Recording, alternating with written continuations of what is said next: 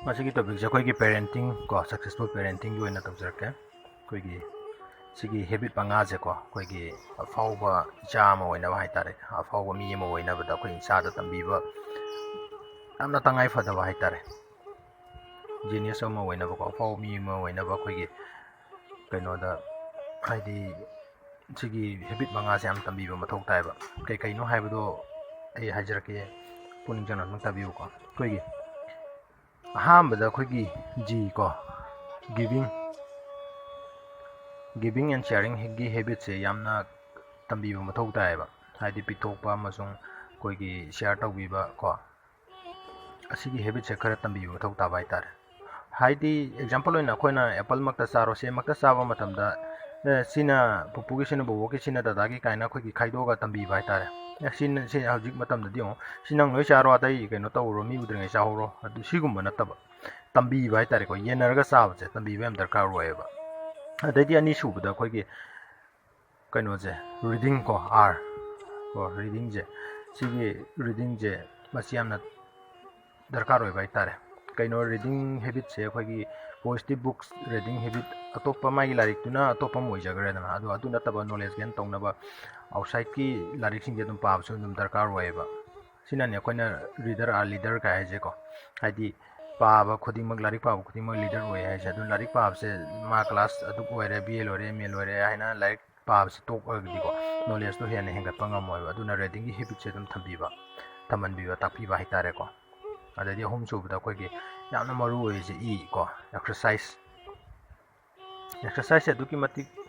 कोई मरु होय हाइबदी आइना हकचांग आई ज्ञान फनाम लेरगा सो आइगी हकचांग लेपगा मी ममांगदा नत्रक ऑफिस ता सपंगम द्रगदि मी मांगदा लेपगा वही अमा बो ngam ngamdragadi kai kanai kai kana dreba hadi sondam na dana mangadi ko nagal lagadi ko aduna masi akhoi gi gym sanaba yoga akhoi gi yoga sanaba adide swimming to busu jam phai ko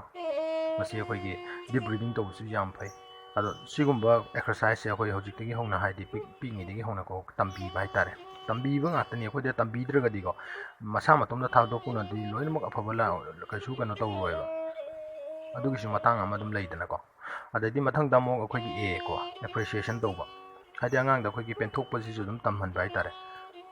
samna habda adomna sana pot ama kano tawre leire adidi mana demand tawdu lairaktre hadi phang akhoi gi 50% ning ba thungan bi 50% ning ba thungan bi gi no na haiba da sing matang sineba haidi loinamak ning ba thungal lagadi ko hayeng maha ke ning ba pam du thungdro kan da mahang na akhoi gi tension warak pa stress warak pa ya adidi ato to wakhlaina mayam narak pa ya natraga kano torok pa ya ba laina na draga ju saugan bagi haidi khana ru ba ya ko noina kai tawbiramge ai gi dong ta kai harak pa ju ya ba last aduna penthok pa ju khoi gi yam tamhan ba ai tambi bam ma thau ta ya ba ado sisim leire adu ko mathang damo khoi gi ti ko haibidi try out new haje haidi ato pa no ba khoi gi keno se tamhan biyo dum tak piyo ba si je kai da kana ge ham tam da khoi gi brain je neuron jing je khoi gi develop to hole ba khoi gi ado si sina ngang da khoi gi try out new se haidi mana ato pa sana sanu atoi di ato pa game oiro ama natraga ama dum sana sanu hana gi keno du da ama dum sanan ba nataba haidi puzzle game sanan gera daidi crossword sanan gera daidi khoi gi kai atare su du ko sanan gera ko haidi chess sanan gera haidi brain improve oiba keno jing je ado ano ba keno jing je makhal mathen hai tare ne ko ado sum jing je dum taman ba ado sigi word se krai electronam dum yong si great have word se si great have je dum great ohen gai tar de sigi great se khoina meaning je khoina masak khangbi ma thok dai ba ado na si ji ai mo hanjar ke mo great great have je mo ahambada giving and sharing habit them thambiba r da khoi gi reading habit am thambiba e de exercise ki habit am thambiba a de appreciation ki penthok ngambagi keno ma thambiba ko da de gi di da try out new way je adidi si makhal mathen gi keno jing je dum tambiba ko ado si je yamna tambiba um darkar way ba si ji gi great haiba gi meaning je phajan tambiraga di ko khoi gi isai su jing je hayang ko na afaw wa haiba do dum sung soi dana dum oiba ngamgane ba ko fareng asigi dum te de soi de sung loisan jarge domna loi botong tabi gi dum dom bo hanjan thaka chari